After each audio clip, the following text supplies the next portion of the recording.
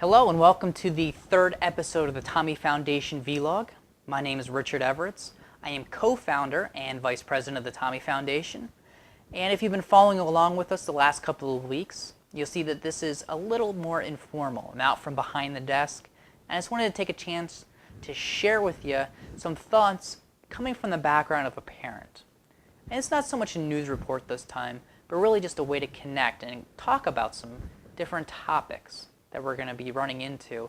And if you're a parent or you've ever worked with an autistic child, this may be able to help you relate a little bit more with each other or with your child. Now, I'm a big movie buff. I love movies. And there is one great movie that came out many years ago, now anyway. It seemed like only yesterday, but the movie's 15 years old. And it was a movie about labels. Now, sure, there's a lot of them out there, but this particular one really struck a nerve with a generation. And at the end, there's a famous quote. I can't remember all of it off the top of my head, but it ends something like this.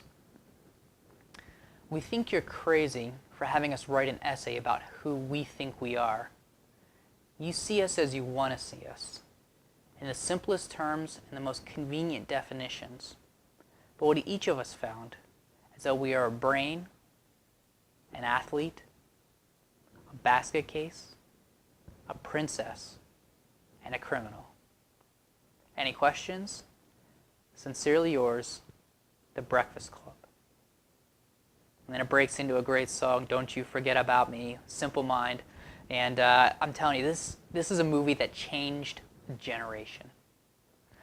And the reason that it changed a generation is because it brought all these different labels, all these kids that were from all these groups. Growing up, I'm sure you were involved in one of these groups, whether it be the brains or the athletes. I mean, and there's other groups as well. I mean, there's the heads.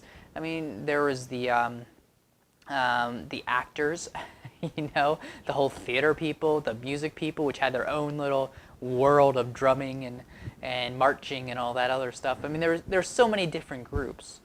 And this movie really brought together a lot of the main ones and talked about the different things growing up in the 80s. I mean, this is the generation that gave us Kurt Cobain. And there's a lot of reasons for that. I like music too, but we can talk about that some other time. What I want to talk about is those labels and how they affected their lives. See, as a parent or a TSS or somebody you're working with labels a lot too. And how we handle labels is, well, growing up, there were so many things that we rebelled against, or we accepted, or we kind of tried to break out. And it's very similar for our kids.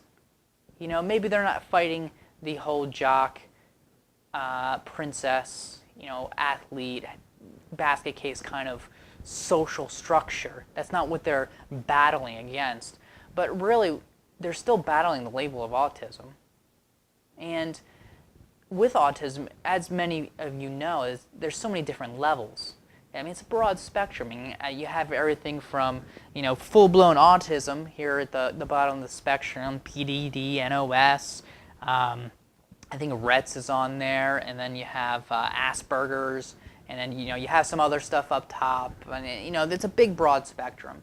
And really, the labels, they're kind of on a spectrum.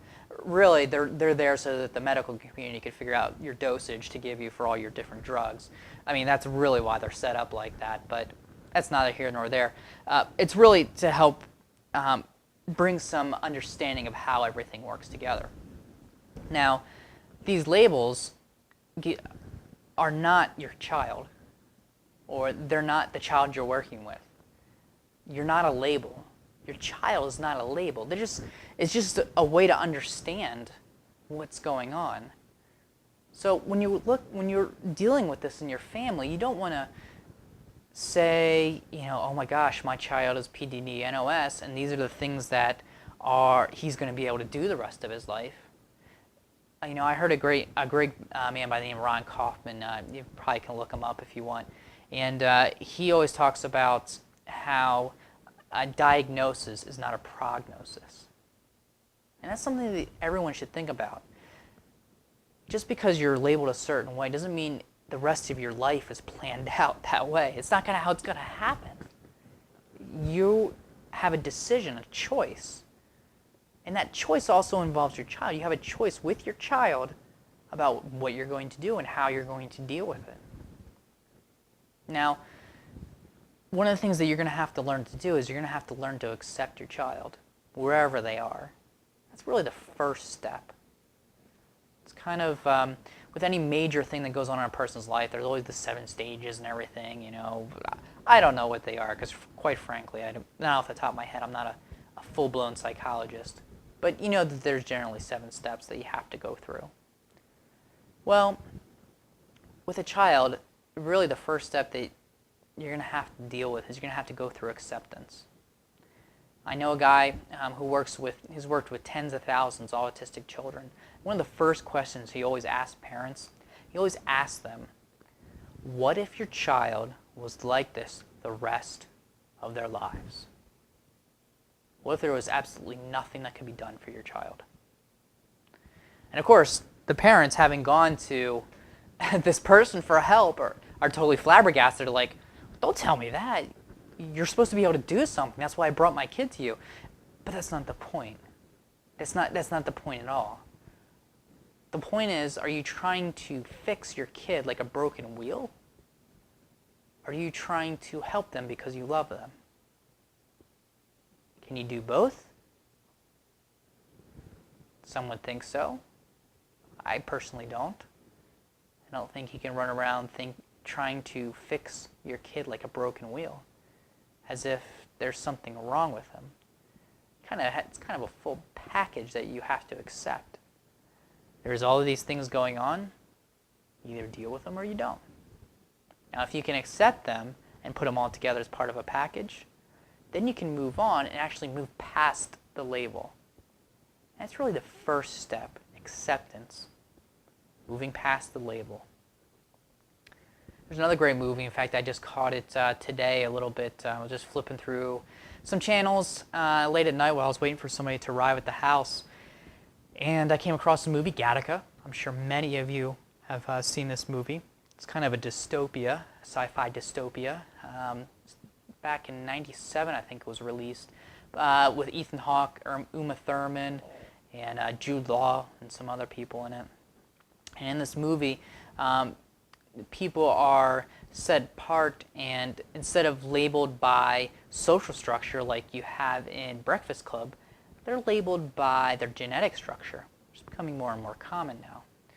And they're still the main hero in that movie is Ethan Hawke, who does not have the perfect genetic structure, but he has a dream and something he wants to accomplish. And so he's trying to break out of the label that was given to him. And so in order to do that, he has to go through this whole process. I won't spoil the movie for you. It's a great movie. And just a little tidbit about how it came up with the name Gattaca. If you actually look at the name, all of those are the actual proteins that make up DNA, the G, A, T, and the C. So that's a neat little thing. But it's about breaking out of a label. And that's kind of the important thing that you have to do with your kids. Break out of these labels. Don't accept them as exactly how they are. And don't let those labels define their lives. There's so much more. And I'm hoping that you can see that too. Whether it's for your child, for you, and where you're going, or anything else that you're doing. So with that, I think I'm going to close up today. I hope you got something out of that. And please join us again next time. I'm not sure what we're going to come up with for our 4th episode, but I think Suji promised me that she's going to come out and talk with you guys. So we're going to get Suji, the president of the Tommy Foundation, my wife, amazing woman, and we'll have her come in and talk to you guys a little bit about some different topics. And we'll go from there. So thanks a lot for joining us. It was great having you out. I'll talk to you next time. Thanks a lot.